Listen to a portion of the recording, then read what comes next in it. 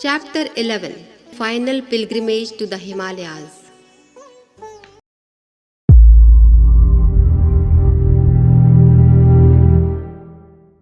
After returning from England, Aurobindo took all the measures to force the Britishers to leave India. Indian princes were organized, students were mobilized, a new party was formed, but he soon realized that these stray efforts would be of no avail to confront the might of the powerful British Empire. It was not possible in those days to do something like Gandhiji's Satyagraha. He, therefore, took up the work of generating spiritual power to warm up the atmosphere. He went out of the reach of the Britishers, lived in seclusion in Pondicherry, and started doing special tapasya sadhana. People may regard it as an act of escapism, but it was not so.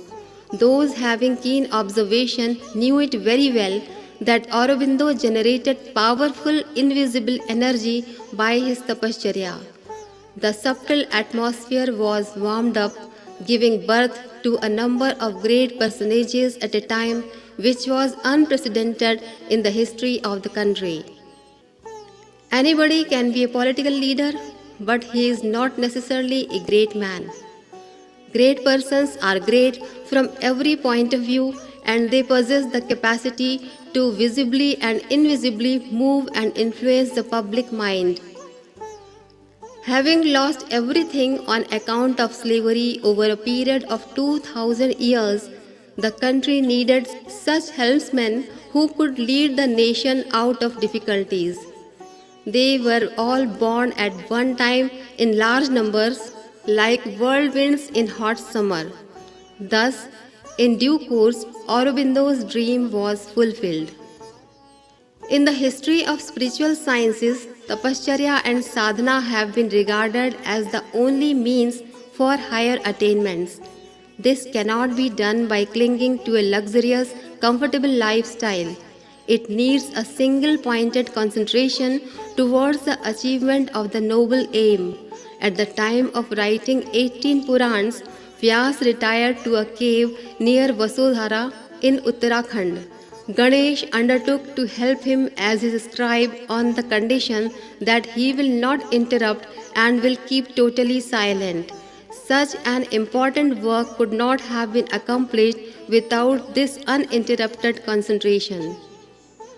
Maharshi Raman remained engaged in tapasya and observed silence during the period of struggle for independence. Besides, several other elevated saints in the Himalayas performed specific tapasya for this purpose.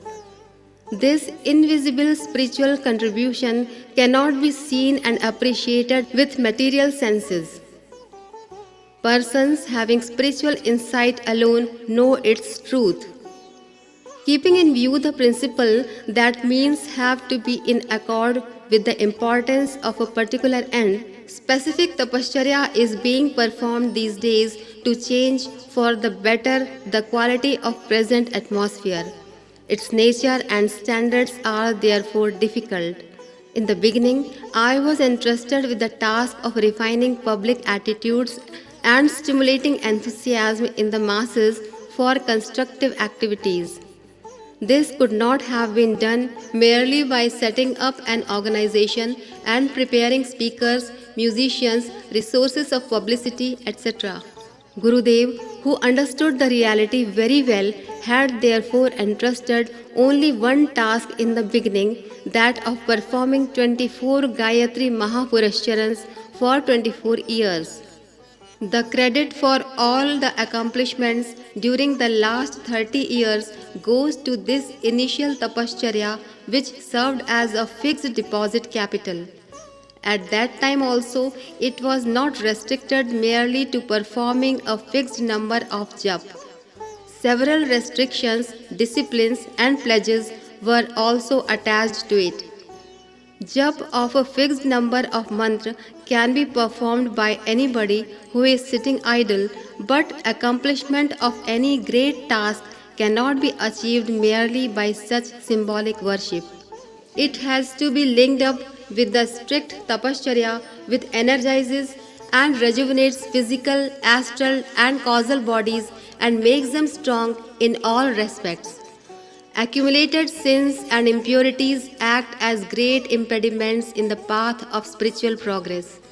They can be burnt out by putting them in the furnace of tapasya. When iron ore is taken out from the earth, it is raw and crude. Similar is the case with other metals. They have to be put in a burning furnace to purify them and make them fit for use. Valuable medicines, bhasm, etc. are prepared by Ayurvedic physicians by purifying raw materials with fire. The potter has to put his raw pots in a kiln and apply requisite heat. The same rule applies to human beings. Service, sadhana, religious pursuits of the rishis are all apparent deeds. But for acquiring power to achieve some specific goal, they have to undergo great intensive tapasya from time to time. Every great person has to undergo this austerity in his own way because without it, divine powers cannot be invoked, received, augmented, and retained. So long as there is no piety, brilliance, and maturity in the personality of a man, he cannot achieve remarkable, significant, and praiseworthy success. How long can a tree which has no deep roots stand against the vagaries of nature and flourish?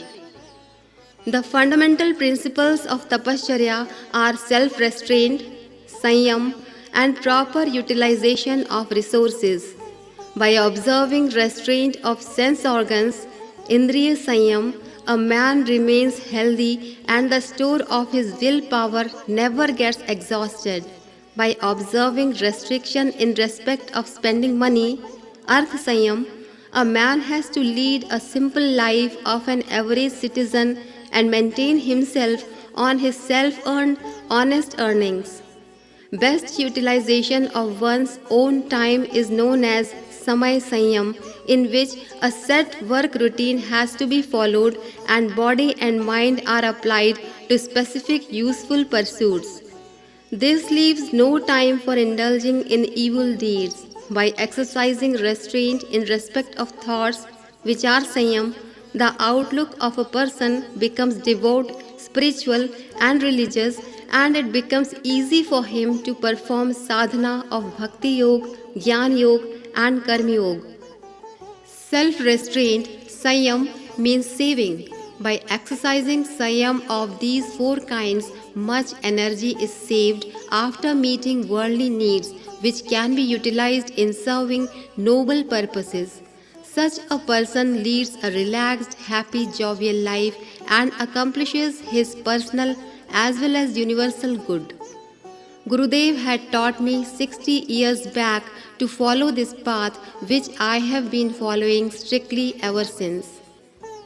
The only purpose in calling me to the Himalayas from time to time was to maintain my enthusiasm and industriousness and strengthen my faith in the efficacy of tapasya.